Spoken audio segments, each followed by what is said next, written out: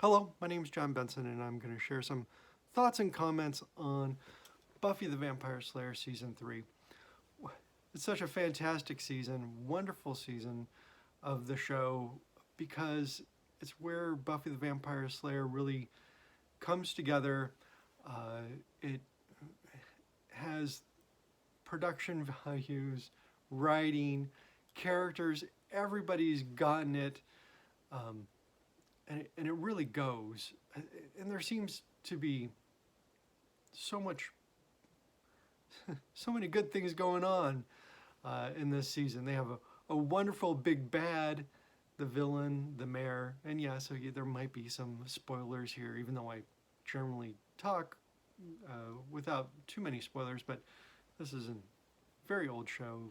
Uh, I shouldn't say that. It's not that old, but whatever.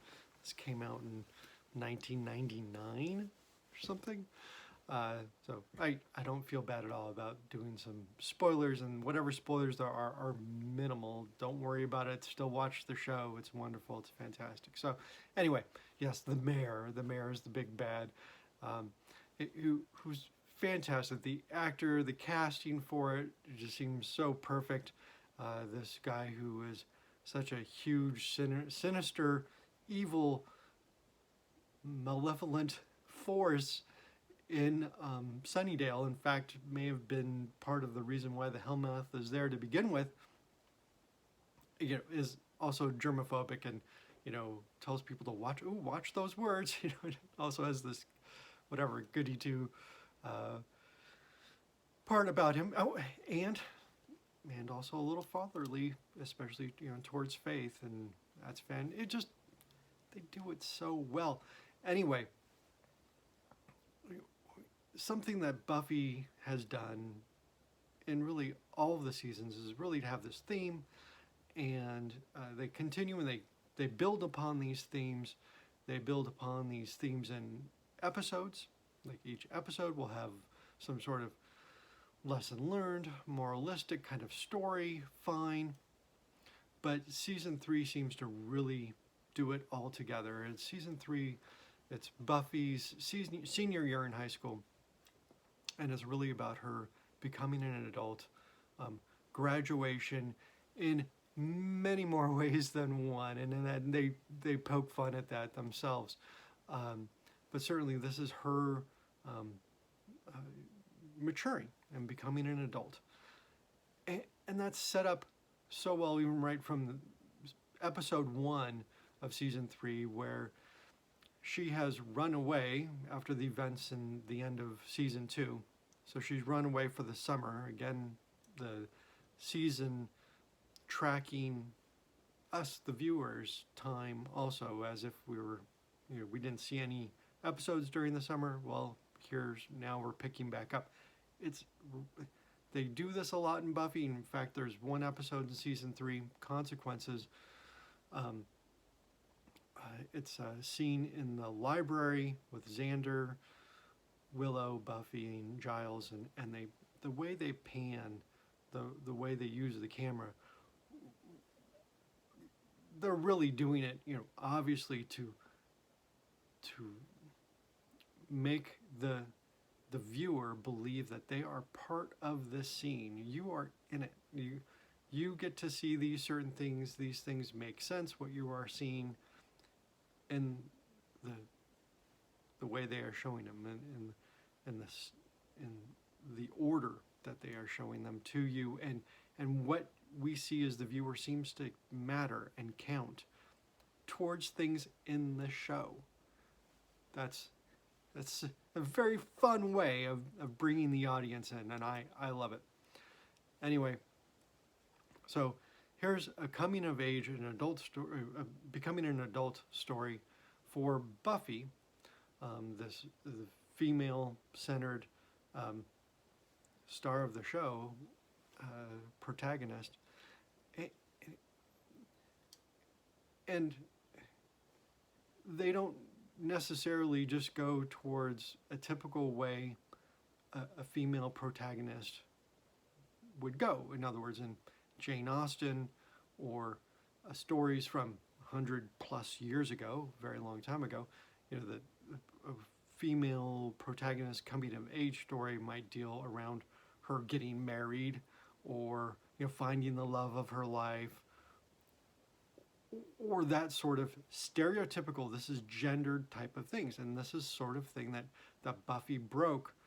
And certainly there may have been other stories and books and whatever else before this, but as a mainstream TV show, which doesn't have to have any of these qualities or literary qualities, Buffy brought them in, and brought them in with gusto. It revels in them, and it's a lot of fun for me as a viewer, and I think for other people too. So getting back to the first episode of season 3, Buffy has run away from Sunnydale, from her house, and to get away from what happened at the end of season 2, so that she has kind of lost herself. She is not even using her name, Buffy. She has taken a waitress name tag, Anne. And so right at the beginning, we get this obvious, conscious thought about, who are we? What's her identity? How does she feel about her identity? Who is she? And trying to come to terms with this. It goes throughout the entire season in all sorts of different ways, and also with different characters, to get into these ideas of, who am I? What's my identity? What's my role within the group? What's my role as an individual? How do I deal with the world around me in a responsible way? All things that deal with maturity issues. There is a love interest part of this with Buffy, and that is Angel, which blew up spectacularly in season 2. But in season 3, it's sad. I mean, there's this whole thing where they get back together, but she can't be with him, and so it builds in pressure. Pressure literally builds, or whatever, figuratively, to where Buffy has to come to terms with Angel leaving, and that is a huge maturation step, and that's a big step in her becoming an adult. And I suppose the series is saying, that is, in a way, is a bigger adult move, to be adult enough and mature enough to know when to walk away from a relationship. It's an incredibly difficult thing to do. So, so well done and so well written in all these episodes. Where even her name in the first episode, but it goes on from there. And let me get to my list of episodes, and I don't have my right glasses. Of episodes, and they just do it in so many different ways throughout it. In the third episode, Faith, Hope, and Trick, Faith is introduced. Faith being another Slayer, and is somewhat of an alter ego of Buffy. An alter ego they've played with before in the writing, where acting too tough, and not being true to oneself, which is a big part of growing up and maturing. They did deal with that a little bit in season 2, but now they have another character to deal with that and play off with Buffy. Homecoming, where Buffy has to figure out whether she is going to embrace that identity that she had before of a homecoming queen, as a popular person in high school. She has given that up at one point, kind of before the Buffy TV series even begins, in a way. And here she is kind of going, oh, wait a second, maybe I want that. Maybe I want to do that. And something that adults and people have to learn to do also is, there are things that that we had our identities that we were younger, or are we holding on to them, or how do we deal with them? So they deal with that in Homecoming. Band Candy. This is a top 10 episode. It certainly is referred to many times, constantly after this within Buffy, some mostly for a joke, but it's an important episode, and it really, and the more I think of it in the context of identity and becoming an adult and maturity, this episode shows, well, what do we mean by an adult? What is it? How do adults act? In Band Candy, adults do not act like adults. They act like children. They are irresponsible and do silly things. So we are, as an audience, asked to kind of consider, what does it mean to be an adult, as well as all the characters in Buffy, Giles and Buffy's mom and everybody else, teachers and everybody. And, you know, what is it in responsibility? Being an adult means being responsible and not doing those silly things. Lover's Walk, where Spike comes back, and, you know, Spike is dealing, it doesn't seem like he's dealing with an identity issue or anything about who he is, but at the very end he's talking about, well, I'm going to be the man that Drusilla fell in love with. In other words, he's come back and realized that he needs to be true to himself, and then she will love him again. It's in a funny and in a bad way, and they make fun of that, consciously knowing that it's bad the way Spike is putting it, or however. The Wish, one of my favorite episodes, another top 10 episode. It's so much, well, in The Wish, Cordelia wishes that Buffy never came to Sunnydale, so that there is more identity issues, and one real clear identity issue is that the Buffy that does end up coming to Sunnydale in that episode, The Wish, the Buffy who had never been there before, it is clear on her identity as a Slayer. But that's it. It's somewhat one-dimensional.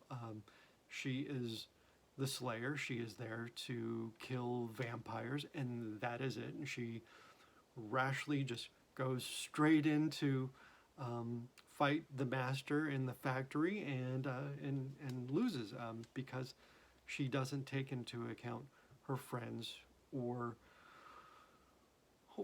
planning or research or coming at it in a more mature way. She's coming at it from a direct way, which sometimes can be good, but this episode is kind of playing, or the writing is discussing the issues or problems with that, and that it is not that mature, and it goes into this arc over the whole season about maturation and becoming more mature, and then Gingerbread. There's a lot of identity issues about whether witches are good or bad, and there's this whole mob mentality.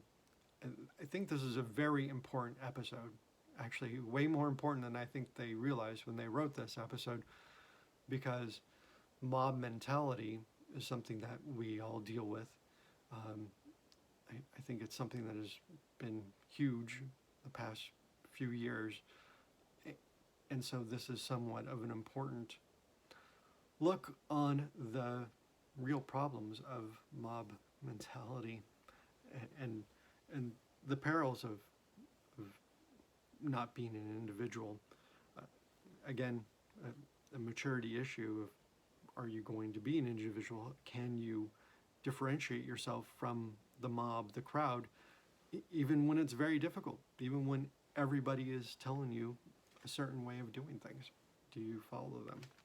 It's a very tough issue, and they write about it, and so here it's a whole good episode on it.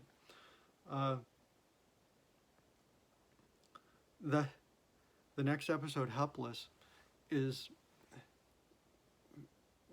what is Buffy's identity? Who is she without her powers? And she even, there's discussions and talk about this. Her power, her Slayer power has been temporarily removed by drugs, so she's just herself. And so who is she? Can she still do things? Is she as brave? Is she still able to save her mother? All these things. Is she still really the Slayer without her powers? And, the answer is, yeah, she is. Big spoiler. I don't care. It's fun. It's a great episode. Not just because it has to do with just Buffy, but there's a big question in it too for Giles. And Giles, is he really a watcher if he is able to give Buffy these injections, whether it's tradition or not, or whatever else? What does it mean to be a watcher? And is he a watcher, or is he a father? Is that his identity? Who is he to Buffy? What is his role, and what does he want his role to be? And in this episode, he decides, and in the next whatever episodes, the council decides, well, maybe it's not the watcher. Having fatherly feelings, protective feelings, or caring about Buffy is not a bad thing. It's a good thing, and there are positives to that. And he is also shouldn't just blindly follow some tradition or rule if it's bad stuff. The next episode, the Zeppo. Fantastic episode. Another one of my favorites. Well, yeah, they're all my favorites, but anyway. This episode is just kind of fun. It's a fun romp. They are making fun of themselves all the time in this episode. There are some scenes, particularly with Buffy and Angel, where they are way overacting. The drama is way overwritten, and so they are having fun with it. They are poking fun at themselves, at their own writing, at their own acting. It's a lot of fun. But this episode's really about, what is Xander's identity? What's Xander's role? What is anybody's role in a group, especially in a group where maybe they aren't the leader of the group? Is being a sidekick a role? Is that mature? Is that okay? So this episode goes into all those issues, and it's great for discussion. And being true to yourself and knowing your own identity is a big deal in Buffy. Sometimes it's very difficult to get to that place where we are comfortable with ourselves. But when we are comfortable with ourselves, and when we do know what we are capable of, and that we are good people, or however that works out, there's a lot of positive that comes from that. And it's a big deal. There's some other episodes I'm going to glance over because we can get into every episode because I love them all. But Doppelgang Land, it's where Evil Willow comes. It's just fantastic. And there's this whole thing that, this Willow character that it's been in, and now it's Willow's time to find her role and identity in this episode, where she's been the studious one, even though she seems to be in the library or with Buffy at the Bronze all the time, or with her in the graveyards. But she's supposed to be studying and very good, and so great she can even teach computer science classes herself in high school, and that she is very capable, but also in a way, and I think this, and what this episode's getting at, maybe too good. Like, she's too helpful. She tries very hard to be helpful, and she really can't say no to anybody. And so this whole thing about, you know, getting to the place of being able to say no to people, having backbone, or whatever it is, it's an important part of maturation. It's a big part of becoming an adult, and being responsible. And that's what this episode talks about. It's a big deal, and they do it very well in the episode, and very fun. And Evil Willow is a fantastic character, and it seems to be there's a discussion about balance of emotions, balancing things, and balancing responsibilities with fun, and all these whatever issues, and virtues versus vices. And this episode seems to argue that, well, you know, it can be good to have some vices. It can be bad to be too good, and you're certainly having some certain things that are a little bit of on the vice side can be helpful. There are times where it can be positive. That's sort of the discussion. The discussion of this episode.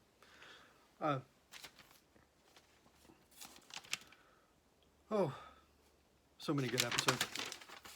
Well, then let's just go right to graduation. Where the mayor and Ascension, where the mayor himself is graduating to a bigger bad or evil. But each of them have to kind of come to terms with themselves. The whole school comes to terms with themselves in the prom, where they acknowledge Buffy and Buffy's help. And acknowledging people's help is important. It's a part about becoming more mature also. So graduation, it's a two-part closing as usual with Buffy, and it's fantastic. The school kind of comes together.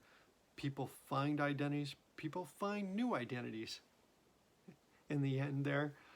And there's this great part with Anya, where Anya is torn and conflicted about staying, or at least Xander staying there, and worrying about Xander, or taking off, and she really wants him to go also so that he's safe. And so there's this discussion about that, and this discussion about, what do friends mean? What does it mean to help people out? What does it mean to risk things? And why? Why would you do that? Why would you ever do that? And what does it mean? And how, finding your character. What is it? What kind of person are you? Are you the kind of person that is willing and able to help and be responsible for others, or are you the type of person who feels it's safer to get away from bad situations? They aren't necessarily both bad. I mean, there's certainly room for both. There's certainly situations or circumstances that where either one could be the better choice, but it is about choices. So much is about choices. There's so much discussion about choices all the way through this season, because choices is a big part of becoming mature and figuring out how to make those choices. And it all comes together at graduation day. And then Oz, of course, has some of the best lines at the very end about that they've graduated, they actually made it through high school. Not the mayor. It's not about the mayor, some evil guy or demon. It's about high school. That's fantastic. So I expect most people who watch these videos have watched Buffy, and they're interested in Buffy, and they love Buffy or whatever else, and so they watch these things. But if you haven't watched Buffy, please do. It's a wonderful thing to get caught up in, and I think it's one of those things that certainly for me, and An English literature major, there are things that I take from it every time I watch them, especially as a whole and a group. There's so much there. And this whole, maturing process in season 3 and making all of these choices and trying to grow up, it's a big deal. It's a great thing to discuss and talk about. Not just with Buffy, but there are so many stories out there. It's one of the most typical stories out there are coming of age stories because they're important and because they discuss choices and what it means for everybody. Even when we are mature, we still have to go back and we still have to think about these things a lot in our lives. These choices are still presented to us no matter what, no matter how old or how mature we are. These choices still happen all the time, and we still are confronted with these issues and problems. So, anyway, I wore my best Giles suit jacket for this, and so I hope you enjoyed the video. Thank you for watching, and feel free to leave a comment. See you.